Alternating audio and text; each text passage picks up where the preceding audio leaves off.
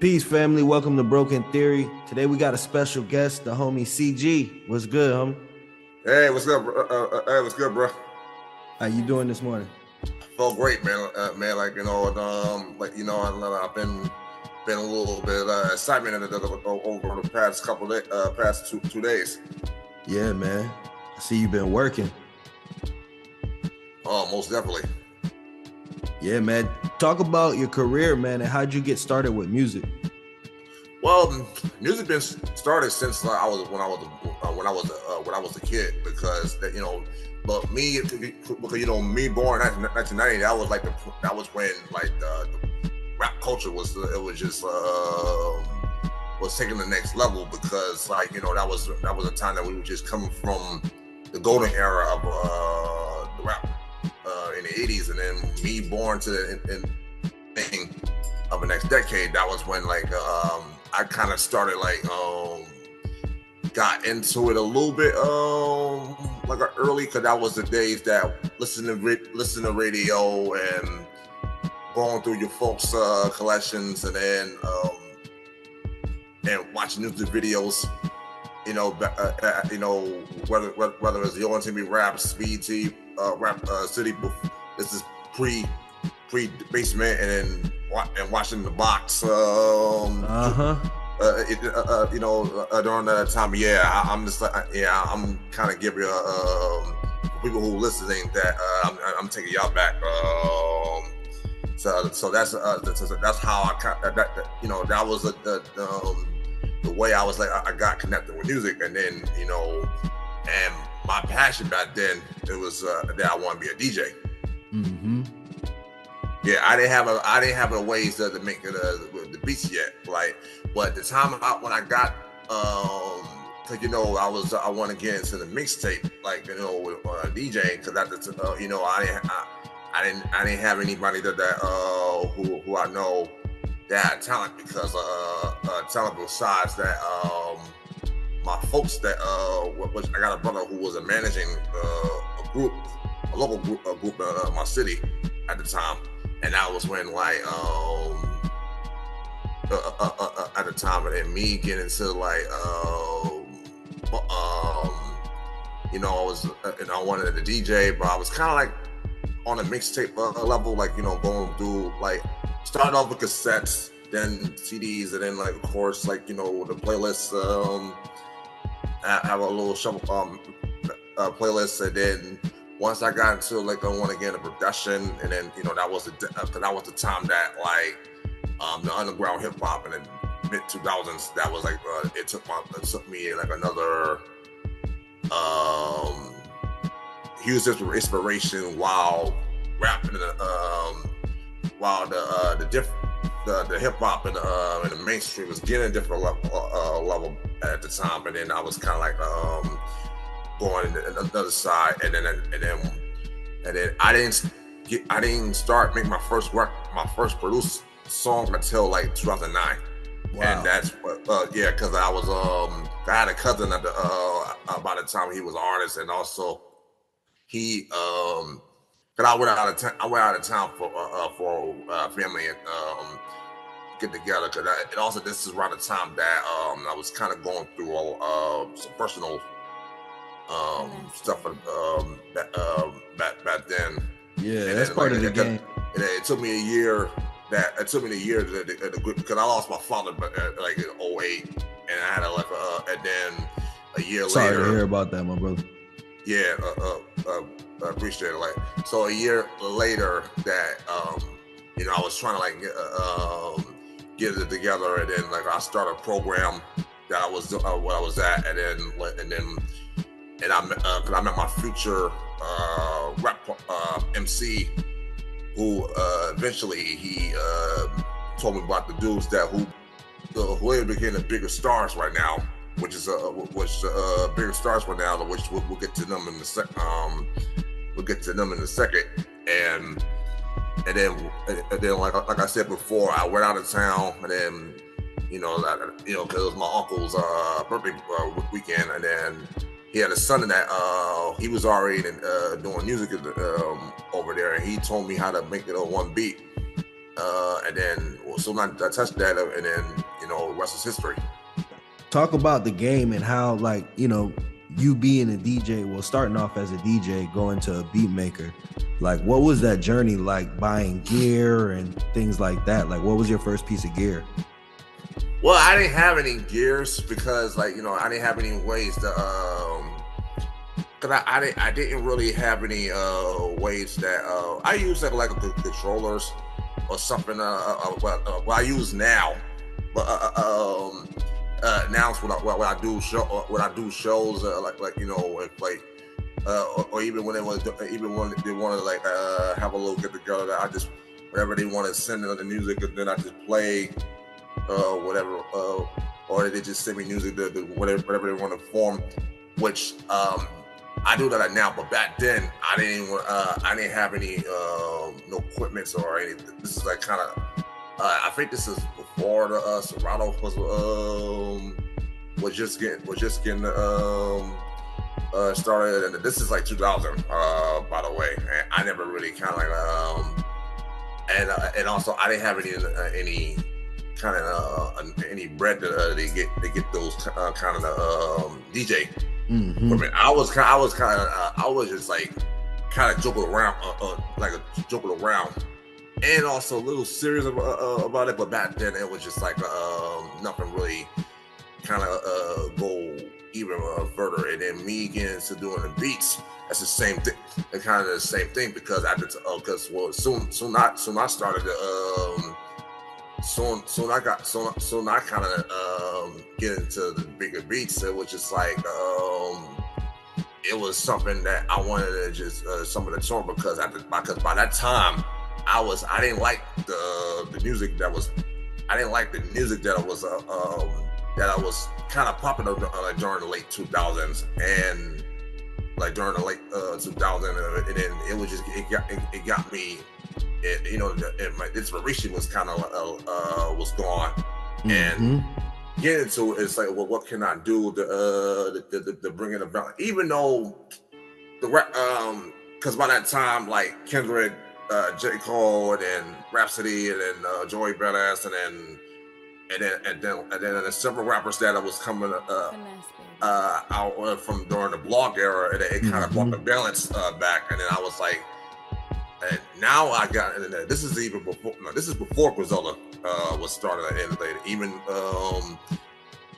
before the when I kind of get into them while I was still making beats. But it was and plus I don't know nobody. And plus the thing is that I don't know nobody that who I can send beats or get into because like after. The year after I make my first beat, so I had to, or even the day after I came back, I want to keep it. Cause I came back home, I want to keep it going, but yeah, I didn't have no equipment, no software, no nothing. And then 1 year later, and this is kind of before I got a job, and. It was one of the first trucks that I had, and then because I already had a laptop, and then I bought the software, and then there's a software that you could create beats, and then which I installed it, and then I got busy with it, and then it's been on from since then. Yeah, I feel you.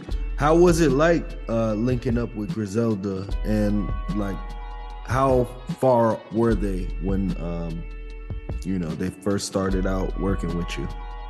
I knew Westside Gunn actually 10 years ago. Yeah, I knew West like since 10 years ago. Originally I met Derringer first because he was DJing in my city around those local clubs at the time, and then I was just getting started to get my foot in the music scene in my city, and I met Derringer first. Like he was DJing at the time around there, and then then I was already being friends with Wes on Facebook and all, and I kind of saw that he already linked up with Skyzoo, which I was already a huge fan of by this time. And he, when I saw that he had a little something. This is when the part 3 of the Hermes part 3.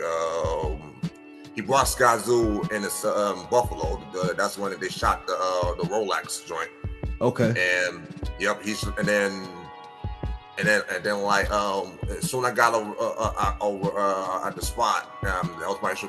That's where I met Wes, and I met Conway on this on the same night, and then Benny was there, but I didn't personally meet him. But I did meet him like a little bit later, a couple months later. Like this is like late 2014. Okay. Yeah, like December 2014. Like, cause I knew them like before how he is today, and I was going to approach to do music with them, but at the time I wasn't even like I didn't have any like I was just like brand new, and nobody would. I don't want to start something without have any like like anything that will get people attention, and that's what so I had to kind of like found my style, or even found my lane, and that's why that you know I was kind of like a heavy supporter to them, like for the last couple of years, until a couple of years before 2019. That was when it was time that like you know me and you know that's when your first heard of me was being a Westside Gunn part 7 of Hermes Barbara Joe's, and you know rest is history. How was that process like getting on that actual project? Like, were you always just like sending beats out to Wes, or like were y'all linking and doing like studio sessions? How did you get those beats to him? Well, at the time, well, this is 5 years later. So, 5 years ago. So, well, what happened was that I didn't really like send any beats to him, even though I did send a little bit. But then, like, but I wasn't even like, because by the, you know, he was already, because after I meeting him, like, you know, he's already dropped like couple. He already put out like a couple Hermes series, and then a little bit one-off EPs, and then you know he already put Fly Guy, and then a couple years later, then the Queen Blind Tale. You know that was when because him and Derringer does all the hooking up at first, and then once he started like linking up with the other producers, like. After like the Blind Tale tape was coming out, you know that was like it opened the doors for like you know because that was when like you know that's why you started hearing like Sada Gold and J.R. Swift and Denny LaFleur, and then that's myself, the homies, bro. And then Conductor, which is later, and then it kind of expand even his own kid. It kind of expand to the whole. Like sound of it, you know, normally you hear from Derringer and coming for a smoke. Yeah. And then I didn't start and then like I can't and then like you know it took me like 5 years to like you know to get myself like you know ready, and plus somebody from my circle was suggest me that I could do some joints, because I was at this day release party for the first Awesome God tape, the first Awesome God tape. But this was I wasn't even on it yet, even though I'm about to get ready to be on the third one, which we'll get to that in a second. We'll get, and then. So that was kind of so the beat was already done, and then you know I was you know I told him because he was in town because most of the time that like he popped up in Buffalo every time now and then because he's staying in Atlanta and then like I always kind of show love every time he's in town or something like that, and then I was kind of work I was already doing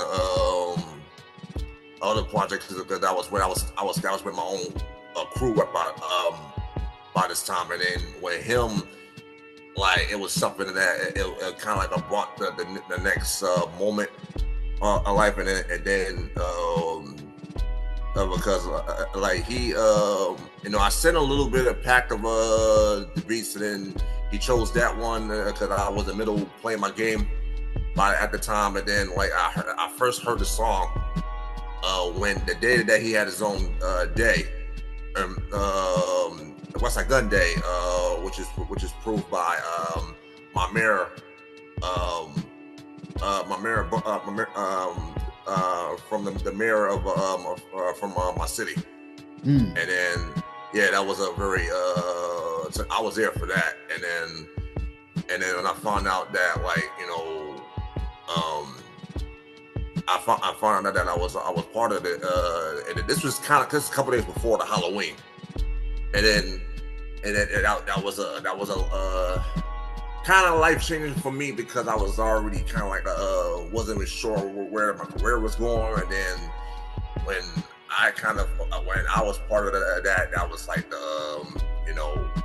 that was a kind of issue that was kind of a breakout moment for me, and then that was the iconic that it was still my kind of moment to this day. And mind you, this is before COVID was about the hit, like, and then I did had an amazing run during that time. You've been working, man. I've been seeing you on a lot of different projects, man. I'll give you your flowers for that, man. Your production is very unique and original, and I like the way that you go at sampling those different records that you have sampled.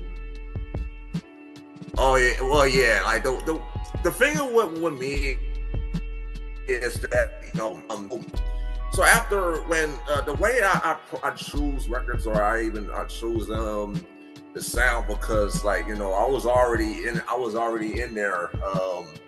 So around the time that I was doing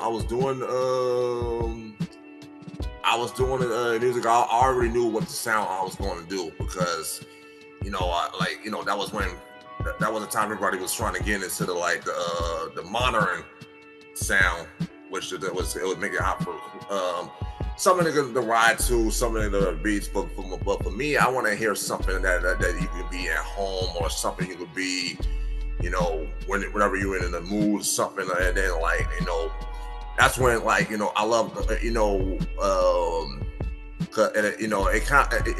and also I want to do something more for the culture, wise, and because I also will inspire what I'm listening to now, like, even when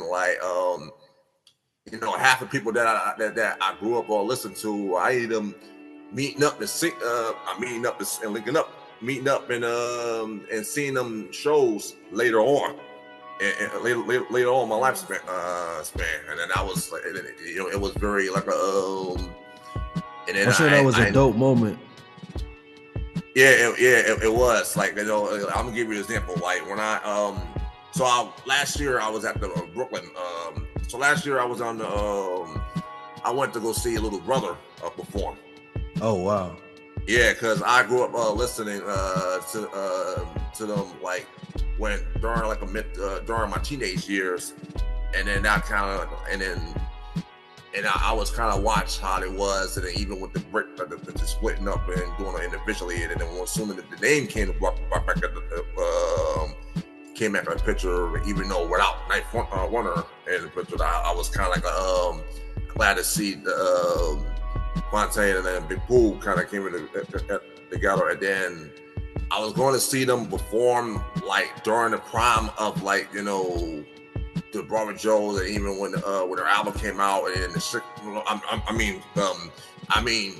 even the show that was going during that time, but it got hold because of the COVID thing. And then a couple years later, it kind of brought back to like the back on a tour, and then I finally got on Greyhound, and I went to go see them, and then it was right off my checklist, and then. Yeah. It was right on my checklist, and then I went to go see. So it was definitely like I had some couple iconic moments, and then like, it was just too much of moments, and then like cause like even with this like especially for me like especially I've been doing this scene, I've been especially being in the scene for in my city for like for 10 years.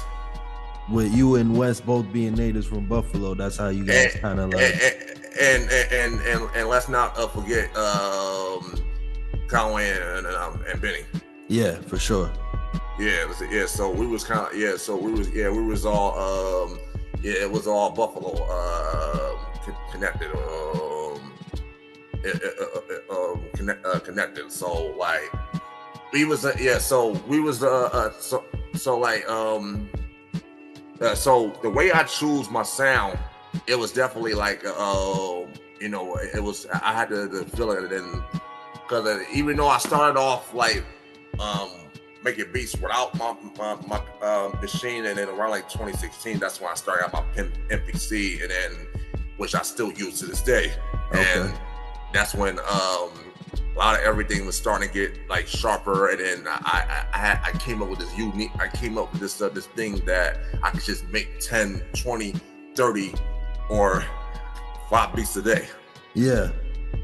Yeah, that was like kind of like that was kind of my thing, because I don't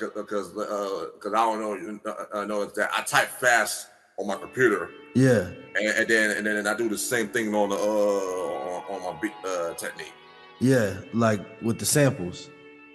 Well, samples and the drums, I do, and the drum kicks that I do, and the way that I structure it, because I learn it real quick without nobody telling me, unless something that needs to be done.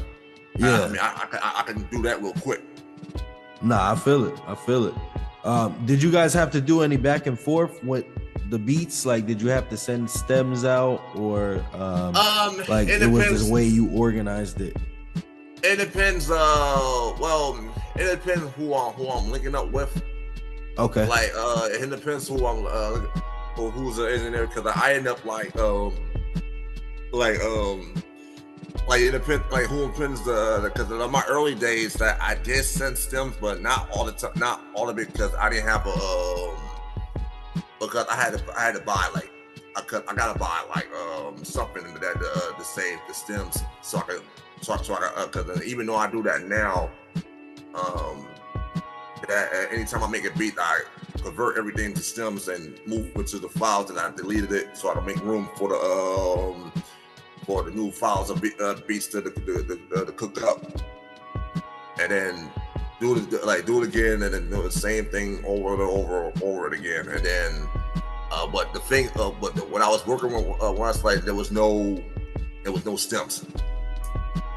Like everything you hear is all like everything you hear is all through the like, even though what's crazy thing about that is that I never in the studio with him. Oh, okay.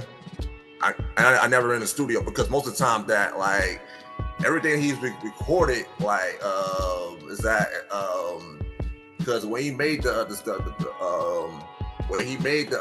Robert Jones, he did that at his crib in his crib in Atlanta, and then later stuff that he done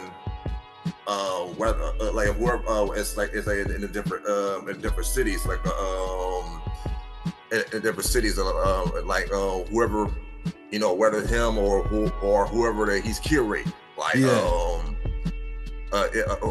he's curated that is like he's in a different because later on because after I did my first because after I have this some more stuff after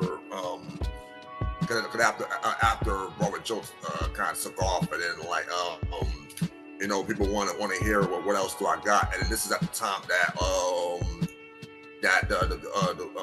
Griselda was starting to expand.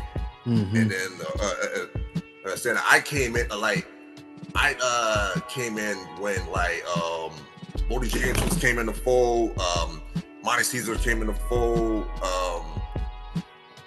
Stogart Cooks came in the picture, and then Long Street starting came in the picture. Conductor Williams came in the picture. And that was like, even though he was in the part 7, but you started hearing more, and then like Kevin Foss Monk came back the picture, even though he was there in the beginning, but then like but he had to start, but he came in the picture. And then Benny started expand BSF more, and then Conway starts the drum work. It was like so I was kind of there, and then like, and then even West got his own kid that make music. So that was kind of like I was there for that. There for that for that, and I've always like done anything that like, even though like I was only like 4, like keep in mind I only did like 4. I only did like 4 projects. Nah, that's crazy. Yeah, I only did like 4 projects that West curates later in the past like 5 years. In the past 5 years, like I was on. Yeah, but that's better than most. You know what I'm saying? Most people can't get one joint with them in 10 years. You know what I'm saying? Well, yeah, and because I also at the time, like, yeah, because people thinking that I was doing some more.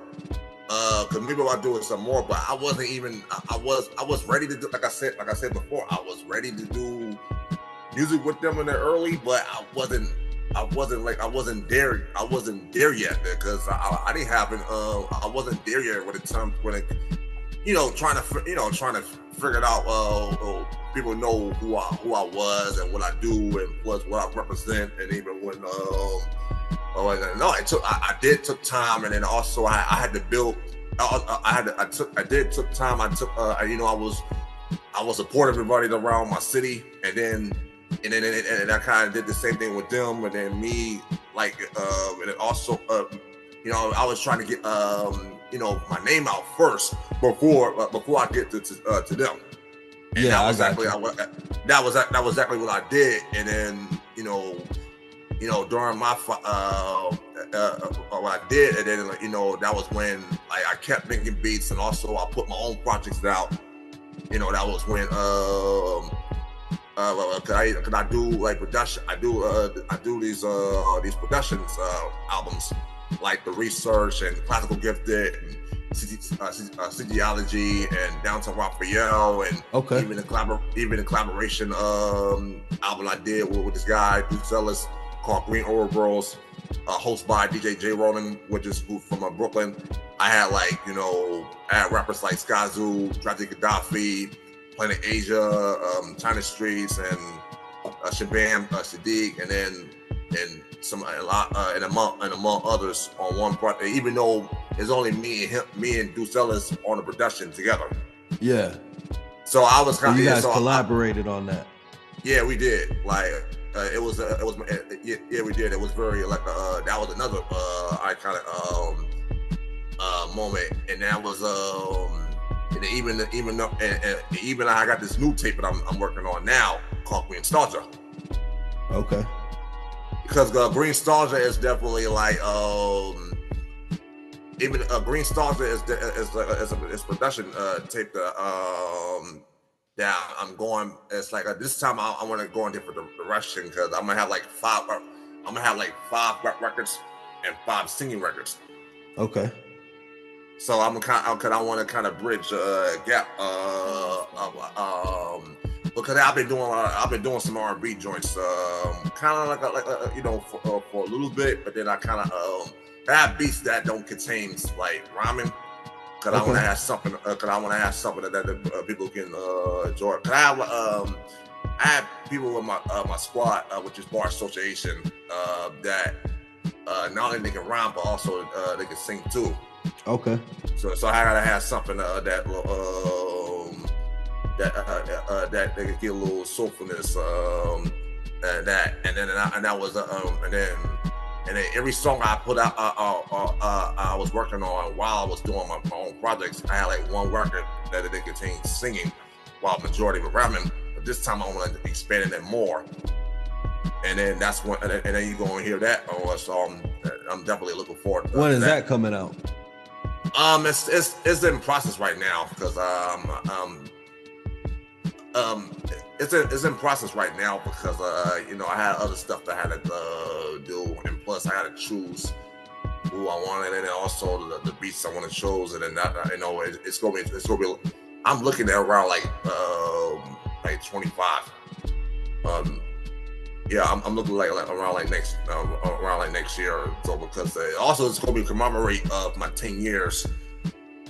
This is kind of like a commemorate my 10 years of my music scene. Okay. In Buffalo. Okay. Yes. Because my first album, The Research, like I started that in late 2014, and I didn't put it out till like 2017, which because that was like this is like 10 years ago. Okay. So it's more like a commemorate of my 10 year my 10 year and 5-year career. It's kind of like my 5-year span. Okay, I get it. I get what you're trying to say, bro. I dig it. Right. Nah, so real quick, man, before we get out of here, man, how do you deal with self-doubt and like creative block? Like when you experience, you know what I mean, like moments of like doubt or like moments that like you can't do anything creatively. Do you experience that? A lot lately because it depends like who. I've experienced a lot of block because most of the time I just I don't want to go near. Most of the time like sometimes that when you I don't want to most of the time when I make when you're in the mood to make beats, like you get information when you don't in the mood to make beats. I kind of like I don't want to go near for that. Sometimes that I'm on my computer most of every day, but I just don't get on my beat machine like most of the day because I had to because you had to go through like some packs and figure out like which one you want to which one you want to flip, and also you have to deal with like some artists that about like you have to deal with other artists that are about like which one that you want to choose or something, and then something, and then a lot of the talk and also a lot of speculations about like about what we deal with, and then that was kind of like because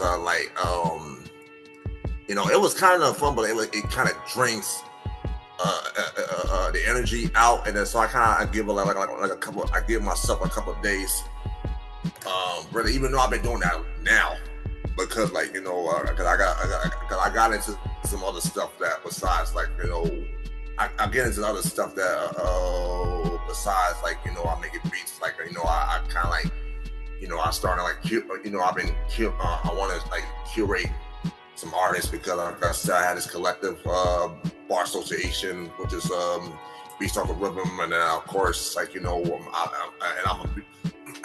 I'm a video game advocate. Advocate. I know you've seen it. That I collect, and also I'm a damn good collector. you know, a collector. So I kind of a collector, and then you know me going to conventions and do.